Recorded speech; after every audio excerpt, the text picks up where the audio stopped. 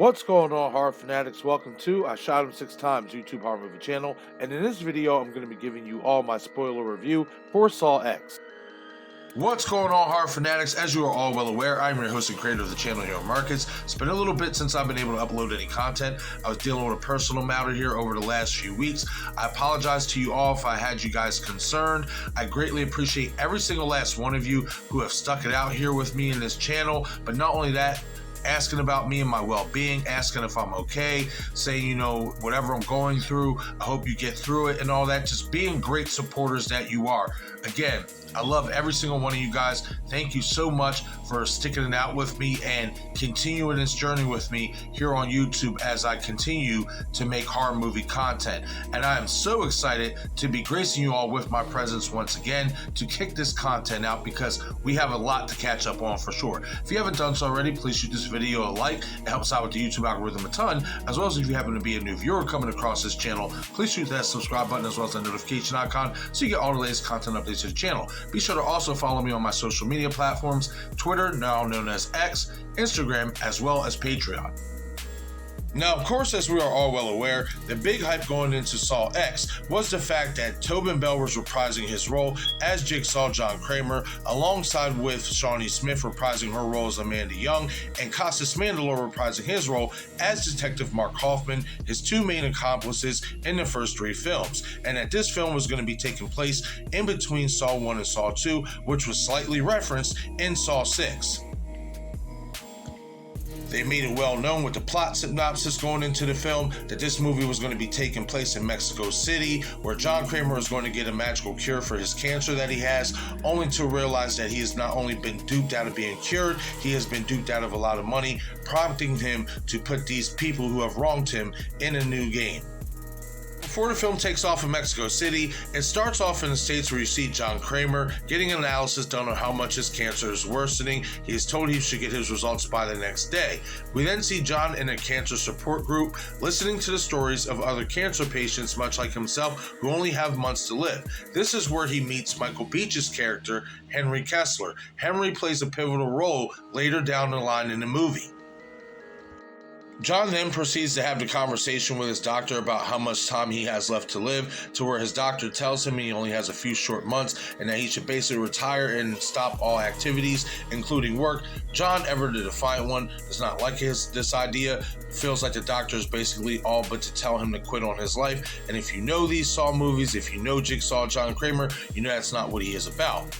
We then see John proceeding to leave the hospital, but upon him leaving the hospital, he witnesses a young man in another patient's room attempting to steal their watch and their wallet. This leads us into the eye vacuum trap. But much to my surprise, and I'm sure everybody else who's watched this movie already, this was actually not a legit trap, as this was just an illusion by Johnkramer in the moment of witnessing this young custodian stealing this man's items, which was a nice diversion in my opinion in an opening of a Saw movie, given that ever since Saw 2, there has been an opening scene trap kill to start off the film. So this was a nice way for Saw to get back to its roots, because if you remember in the original Saw movie, there wasn't an opening scene kill in that one either. We then see John at a cafe with outside seating where he is going over his will. Much to his surprise, he runs into former cancer support group alumni Henry Kessler. John is shocked, being that Henry was only thought to have months left to live and not only was alive but seemed very well. John strikes up the conversation with Henry for Henry to confirm that he has been in complete remission over the last 4 months, and it's all due to a cure that he got in Norway that mixes a special drug with surgery to heal the cancer, even showing John his surgery scar in the process. Henry proceeds to give John the information to contact the Peterson Project, who specialize with this treatment, and thus the table has been set for the main plot of the film. After looking into the information, John sends out an email to the Peterson Project and is responded to by the head of the project, Cecilia Peterson, who is portrayed by Sanava Mikodi Lund. After initially offering to do the procedure in 3 months' time, she quickly realizes that John doesn't have that long to live and offers to do the procedure in Mexico in less than 2 weeks' time, as she has a trial stage for the procedure set up there, in which John agrees to make the trip. Upon arriving in Mexico, John is met by Diego, the taxi driver, who we all assume has taken John to the hospital where the procedure is taking place. However, as we've seen in the trailer, two men with masks and guns stopped him on a back road, only to be revealed that they are working with the Peterson Project themselves and are taking John to the location, as it is off the grid. Not even patients such as John can know where this location is. I must admit that upon watching the trailer, that I assumed that these men were going to be working for John and abducting the test subjects, but I stood corrected. Upon arrival, John meets Gabriella, who is a young woman who is supposedly a cancer patient, who was supposedly saved by Dr. Peterson, even gives her credit for saving her life. We are then introduced to Dr. Peterson herself, Mateo, and Valentina at the location the operation is supposed to take place. Mateo is an anesthesiologist, and Valentina is a nurse who will be helping assist alongside John's operation. We are also introduced to another cancer patient in Parker Sears, portrayed by Stephen Brand, who has thyroid cancer and is there to be operated on as well. Given what we saw in the trailer, I assume Stephen's character could be a cop, being that at some point in the film we do see him brandish a gun, but I stood corrected on this assumption as well. After some small talk with Cecilia, we pan over to the next morning as John is waking up. He hears hammering in the distance, and upon investigation, witnesses a young man by the name of Carlos, who is briefly introduced by Cecilia as she was greeting John upon arrival. Carlos's father is the caretaker of the premises. John helps Carlos fix his bike, and being how it seems John and Carlos had a bond in this film, it seemed the film would possibly be setting up for Carlos to be a young William Shank, our Jigsaw copycat in 2021 Spiral, but more on that later. We then pan over to the operation scene where John questions Cecilia about who will be leading the operation, to which she refers to a Dr. Ramon Cortez being the lead surgeon in charge of the operation, who at this point wasn't introduced. Or was he? More on that shortly. After the procedure is finished, Cecilia shows up to John's room to show him the results of the blood work.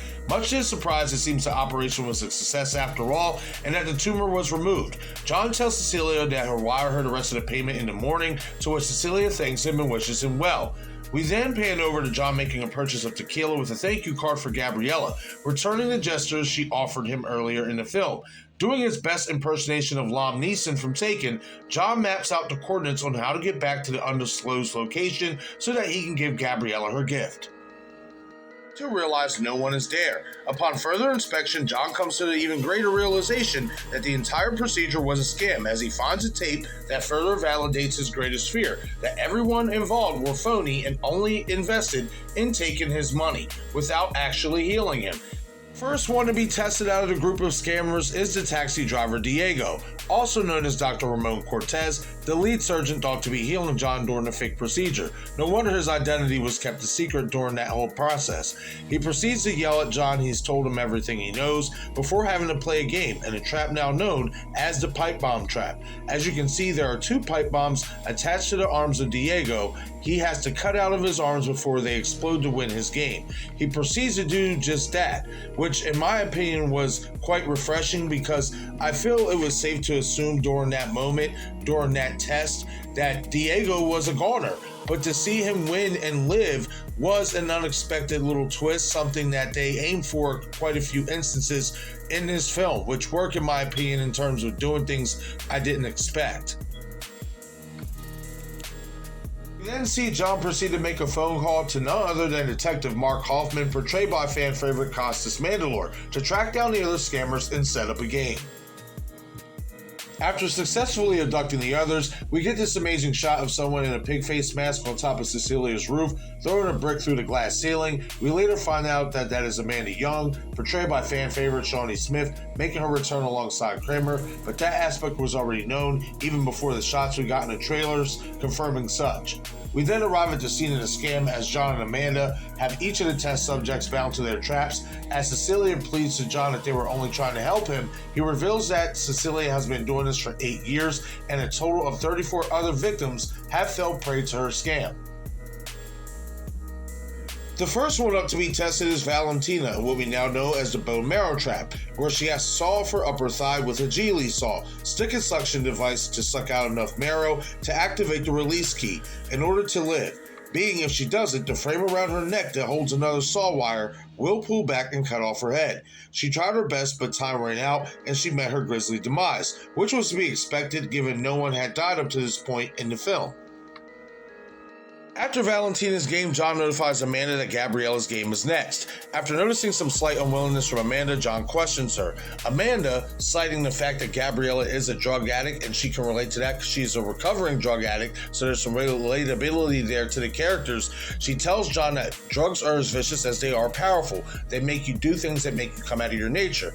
As we all are well aware, though, John isn't having any of this, citing the fact that Gabriella had her own free will, and further questions Amanda's ability to continue their work as she can't even handle herself to test Gabriella. This is one of the few times you saw Amanda and John seemingly not on the same page, which was a nice touch in my opinion, given the fact that we know in Saw 3, John tested Amanda a second time. So showing them not on the same page before the events of Saw 3 in this timeline made a lot of sense. We pan back over to the remaining test subjects, and after hearing a phone ring on the cart placed by Amanda a few moments prior, the remaining participants try to find a way to get to it. In a move that mirrors Amanda's OG test scene from the original Saw film, we see Cecilia grab a sharp metal object and proceed to cut into Valentina's corpse and rip out her intestines and use it as a rope to steer the cart in her direction. She proceeds to grab the phone and make a phone call, letting the person on the other end know that she has been kidnapped before Amanda creeps up behind her and tases her. She pleads with John to call her father about actually healing him because apparently he is the real deal, but to no avail. John is not trying to hear any of it. He just sees this as Cecilia trying to save her own neck. On to the re-arrival of Parker Sears as he shows up with a gun threatening to shoot Cecilia for scamming him out of his money as well, leading Amanda to have to go handle him and bring him to John. While chained to a chair, John questions Parker on why he is there, and after explaining himself, John assures him that he will get his chance to confront Cecilia, but she must finish the game first and he must follow the rules to get his opportunity by not possessing the gun that he came in with. Unsure of Parker, Amanda pulls John to the side to voice some displeasure. John promises her that things will go according to his plan and asks her to prepare Gabriella for the next game, to where Amanda defies this by telling him Mateo, the anesthesiologist, is next, once again playing into the fact that these two are not on the same page, and the fact that Amanda actually did this would be deemed critical later on in the film, and I'm going to explain in a whole separate video why this was a critical moment in the film in regards to Gabriella, John, and Amanda. Much like we see in the trailer, we see Mateo entrapped in what is called the brain surgery trap, where he has to cut a piece of his brain out and put it in a glass enzyme tank, and if it dissolves fast enough to move the meter to the opposite side, he wins his game. Unfortunately for Mateo, he doesn't make it in time, and a contraption around his face heats up and shuts, forming in a depiction of a Mexican statue seen earlier in the film, making Mateo the second kill. We resume the game with Gabriella next up in the radiation therapy trap. In order for her to survive, she must take a hammer to both her right foot and left hand to break free of the chains and avoid being cooked. In the most brutal scene of the film, in my opinion, she does just that before the time expires, winning her game. While also adding that he is a We resume the game with Gabriella next up in the radiation therapy trap. In order for her to survive, she must take a hammer to both her right foot and left hand to break free of the chains and avoid being cooked. In the most brutal scene of the film, in my opinion, she does just that before the time expires, winning her game. Parker Sears to see if he will be We able to resume the abide by game the with rules. Gabriella next up in the radiation therapy. We resume the game with Gabriella next up in the radiation therapy trap. In order for her to survive, she must take a hammer to both her right foot and left hand to break free of the chains and avoid being cooked. In the most brutal scene of the film, in my opinion, she does just that before the time expires, winning her game. John proceeds to tell Amanda to drop Gabriella off at the hospital, but those plans are struck by Parker, who has now reobtained his gun, going against the rules that John set forth for him. He demands the keys to Cecilia's chains, even going as far as pointing the gun at John's head in a shot that we all saw in the trailer leading into the film. It is here where it's revealed that Parker is not only in on a scam, but he's also Cecilia's love interest. He is not a patient of thyroid cancer like it was led for us to believe earlier in the film. After releasing Cecilia, Parker makes both John and Amanda chain themselves. John pleads that Gabriella won her game and that she deserves to live and she needs medical attention, only for Cecilia to reveal how ruthless she really is by placing her foot on Gabriella's neck and snapping it, making her the third kill of the film, much to the dismay of Amanda. After mocking John for being the one to stop him, among other things, Cecilia wants John to suffer by not only dying in one of his own traps, but to suffer to have to watch someone innocent die because of him, unless he sacrifices himself for that innocent person, something we've seen John do to previous test subjects in his games, so this was definitely a nice role reversal. As they all hear a noise coming from the outside, you see Carlos, the caregiver's son, kicking a soccer ball up against the wall, prompting Cecilia to use Carlos as the innocent pawn to make John suffer. After locking Carlos into the plank, John urges him not to pull the lever in Latin, as pulling the lever would be bad news, as they enter the trap known as the blood boarding trap, where tons of blood gets poured onto them, potentially drowning them to death unless the opposite subject pulls their lever, pouring all the blood on them to help save the other. The game starts with both getting tons of blood poured on them, only for John to pull his lever to project all the blood to be poured onto him. However, showing his toughness, Carlos returns the favor by going against John's wishes by pulling the lever to save John from drowning, in a scene that in my opinion turned out to be truly epic, as they both turns in attempting to save one another. As Parker and Cecilia goes upstairs to grab the scam money, Parker asks Cecilia if she was supposed to be a part of this bloodboarding game, then who was meant to be on the other side of her. Brushing the question off, Cecilia believes she's found a bag of money. She grabs it only to set off a timer that starts a whole new game. She also realizes there is no money in the bag, as it's been replaced with her deposit info for all the scams over the last 8 years. The start of Parker and Cecilia's game is also the end of the bloodboarding trap game, as the moment the start of the new game begins, the spigots get turned off and the chains binding John, Carlos, and Amanda become unlocked, as it's being revealed this was the plan all along. We also get this amazing shot of John sitting up, face covered in blood, that is very reminiscent of his reveal scene in the bathroom trap in the original film. Praise Carlos for his heroic effort, and rightfully so, he definitely stole the show in that entire scene, in my opinion. The door shut behind them, Cecilia attempts to shoot it only to realize the gun won't fire. We then get this flashback to John when he had Parker chained and unconscious, of him removing the gunpowder from the bullet, a scene we all saw in the trailer for a split second if you was able to catch it. She then realizes John knew about Parker's involvement all along and questions how that is so. This is where we get more flashbacks, as it is revealed Diego the cab driver told John about Parker's involvement. You also hear Detective Hoffman on the phone telling John he couldn't locate Parker and that John has to find another way to get him, which is shown after Cecilia was caught using the phone. John and Amanda knew by placing the phone there on the cart, Cecilia would call him. Everything was well executed. Together for so long scamming others, the point of Parker and Cecilia's game is that they must now work against each other in order to live. As a flesh-eating gas pours into the room, there is only one supply of airway for them to survive, in a trap known as the burning gas chamber trap. After duking it out briefly, Cecilia gets the upper hand by stabbing Parker, subsequently killing him and saving herself, as John warned him earlier in the film. It is also worth to note that there was a 10-minute timer, and after the time cut off, the gas stopped pouring into the room, which makes me wonder if the door's unlocked as well, because if that's the case, then Cecilia is still alive, and this dynamic could lead into the next possible Saw film, but I'll save that for another video.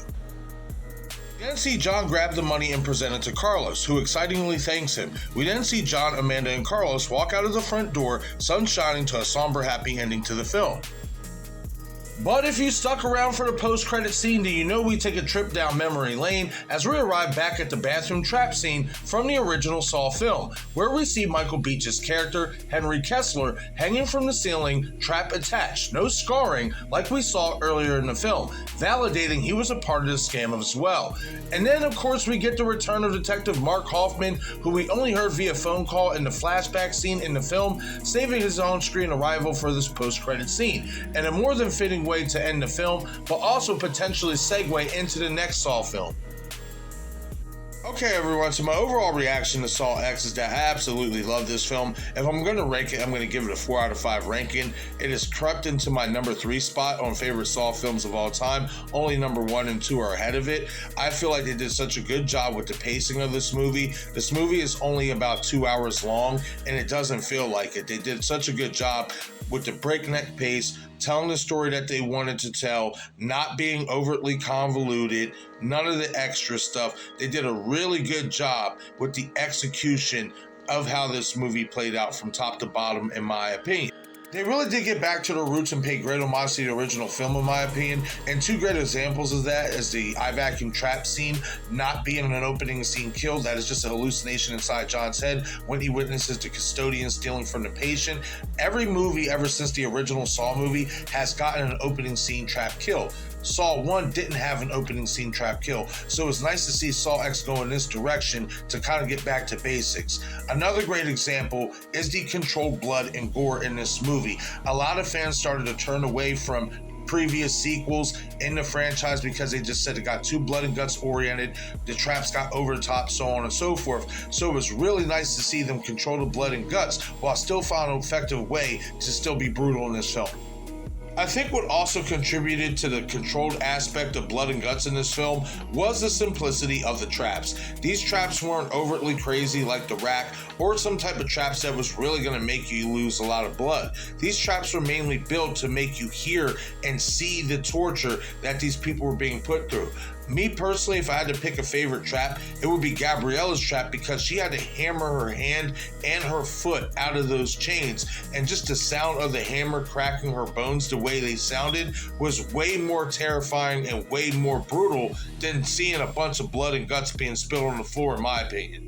Tobinbell as Johnkramer, nothing short of sensational. They definitely wanted us to feel sympathy for this character in this movie that was well documented, and they did a great job of completing their goal, in my opinion. I've always been somebody, and I know there's a lot of fans in the fandom actually, who always had a smidgen of sympathy for the backstory of Johnkramer in terms of how the man became a monster. And this movie, they definitely elevate on that, and they definitely do make you feel for this character in terms of why he's doing what he's doing to these people. Shawneesmith as amandayoung, nothing short of spectacular as well. I love the fact that they added a little bit of unhinged amandayoung in this movie. That is something that I thought should be done, given that this is set between Saw 1 and Saw 2 and before the events of Saw 3. And in Saw 3, we saw Amanda completely unhinged at that point, to the point where you can see some disintegration in her and John's relationship, which is why John was testing her in that movie. And that's another thing that I wanted to see in Saw X, was we going to see early signs of that in this film? And we definitely did. There was moments in this movie where John and Amanda weren't on the same page, even going as far as John questioning if Amanda can continue his work when he's gone. So that was an aspect that I really, really enjoyed in Saw X for sure. I think the highlight of the film, though, for me has to be the twist where we get Stephen Brand's character, Parker Sears, revealed as Cecilia Peterson, portrayed by Sonovi Makodi-Lund, revealed as her boyfriend. And a Bonnie and Clyde-esque type of way, I really enjoyed that. But what really set it over the top for me with the twist was when Cecilia gets out of the chains and you see who she really is. We've seen test subjects be bad people or do some bad things, but they're really not that bad of a person. She is everything balled into one. Not only is she a con artist and a liar, she is a cold-blooded killer. When she sticks her foot on Gabriella's neck and snaps it, and then tells John, "You want to know what I thought when I watched all those people die? One less person to split the money with." It was a side to a test subject that we have never seen before in the Saw franchise. And the way she was mocking John, poking fun at him for subsequently being a hypocrite, because, you know, he could never kill anybody, even though he's putting these people in these traps subsequently that he knows they're going to most likely lose. Just her whole aura in these scenes really put it over the top for me. And I just felt like nobody could have played that role any better than Sonovi Makodi-Lund. She absolutely killed it, and it really heightened the movie for me. Another character who put this movie over the top for me was the young man Carlos, who was portrayed by Jorge Preciño. I absolutely love the bloodboarding trap scene. I think that may be my favorite scene in the entire movie. The courage that that kid had in that moment was nothing short of spectacular. So well written, so well acted. Everything was just spot on.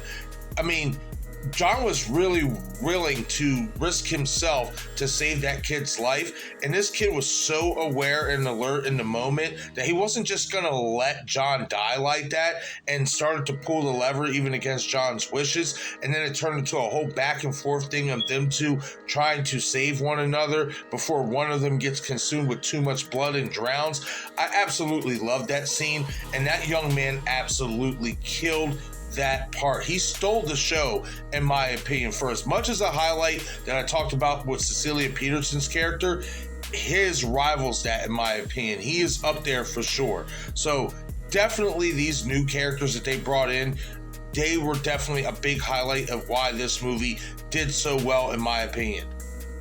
Like I talked about earlier, getting back to the roots, getting back to the feeling of what Saw 1 felt like. We had that amazing visual when John sits up on a plank and he's covered in blood. It reminds you of Saw 1 when he sits up after the bathroom trap game is over and he reveals himself not only to be the person behind what is going on, but he reveals himself that he's been there the whole time watching the game play out. It gave me goosebumps when I saw that scene on the plank. It truly did.